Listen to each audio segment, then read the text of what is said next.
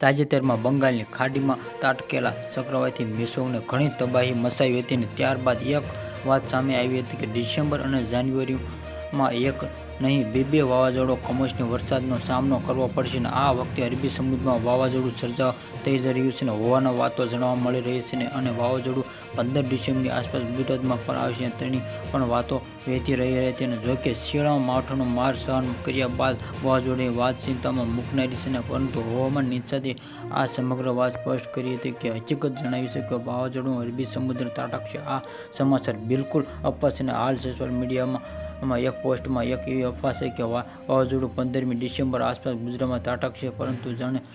કે દરેક ડિસેમ્બર મહિનામાં અરબી સમુદ્રમાં કોઈ વાવાઝોડું સર્જાય તે હાલ કોઈ સંકેત નથી। ડિસેમ્બર મહિના દરમિયાન અરબી સમુદ્ર કોઈ વાવાઝોડું અને તેવો હાલ કોઈ સંકેત દેખાતો નથી અને ખેડૂત ભાઈઓને આવી અફવામાં આવવાનું નથી અને આવી અફવાઓથી ડરી આપવા ખેતી કામ કોઈ ફેરફાર કરશો નહીં ને અત્યારે વાવાઝોડું કે માવઠામાં થાય તેવી કોઈ સંભાવના નથી। આવા જ વિડીયો જોવા માટે સબસ્ક્રાઇબ માય ચેનલ।